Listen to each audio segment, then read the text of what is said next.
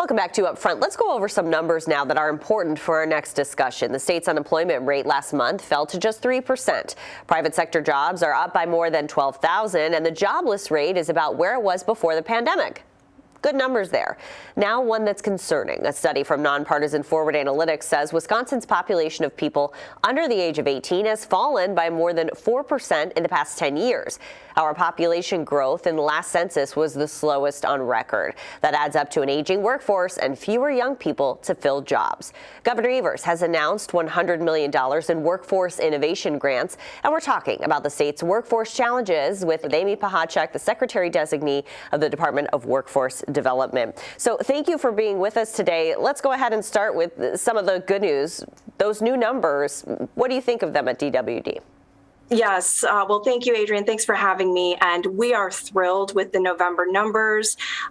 Wisconsin's unemployment rate tied with the record low that we've had here in our state at 3%, well ahead of the national unemployment rate of 4.2%.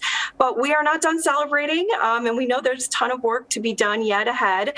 As you referenced, we are, like every other state in the country, facing a worker quantity challenge. We are hearing from employers that they have vacancies that they are not able to fill, and this is in every industry. They're, having a hard time attracting and retaining talent, and we are seeing that again across the country. And actually, it's a global race for talent at this point.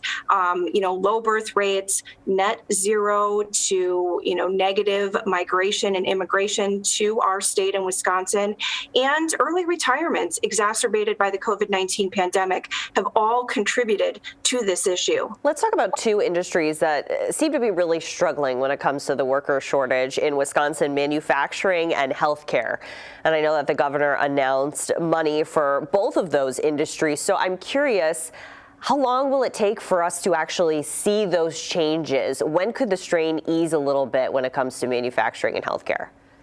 Yeah, so I think really the solution to our worker quantity challenge, especially in those industries that you referenced, is looking at the folks in our state that are still facing some barriers to participating in the labor force. And the announcement that we've made this past week for the Workforce Innovation Grant is the $100 million investment that Tony Evers has made in really overcoming the remaining barriers that we have, again, for folks that want to enter the workforce, that are still having issues such as childcare, such as lack of affordable housing or transportation.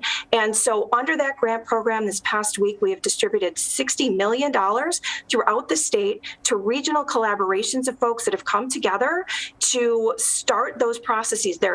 We've got folks that are putting up daycares. We have folks that are building affordable housing, doing training program, working with individuals reentering the community. That money is going to be distributed immediately, and we hope to see those results, as soon as possible. So the Badger Institute, which is a conservative think tank, says the government should be giving people incentives to get off government assistance and go back to work. Is that something you talk about at DWD? Have you talked to Governor Evers about it?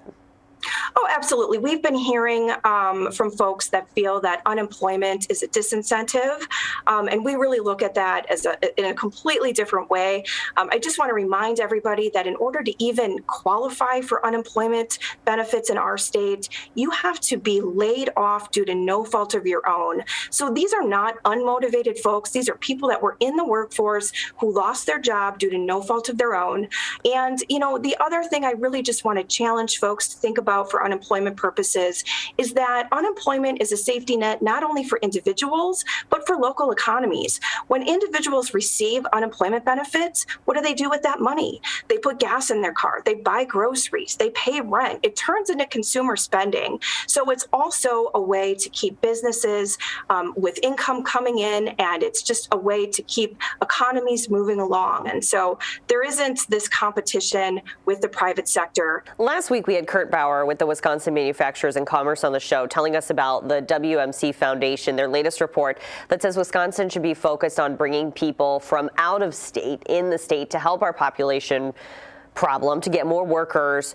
So in looking through these grants, I'm not really seeing anything about attracting people from out of state. So how do you do that without a specific talent attraction campaign? Yeah, so the Wisconsin Economic Development Corporation does have a talent attraction campaign, but we have to be realistic. We are in this global competition for labor, and so we need to help the folks here that are here now overcome those barriers and get back to work. And I know you've been working on modernizing the state's unemployment system after the pandemic highlighted crippling issues. We talked about those issues here on Upfront.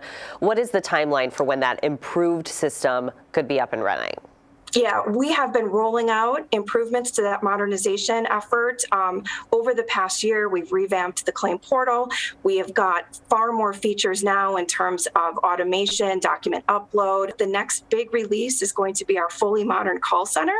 I think you might recall we did have some capacity constraints during the pandemic in terms of people being able to get through to our helpline. So now we are moving to an omni-channel approach, a fully modern call center that's going to be able to allow better customer service access 24/7, 365. So we're excited. What's the projection on when that could be done? We've already started to move several lines, and the next big rollout will be February of 2022. Okay, we'll follow up then. Secretary-designate Pachacek, thank you. Thank you so much. Next, the supply chain crisis. A shortage of truckers is a complicating factor. Matt Smith reports on training the next generation of drivers when Upfront continues.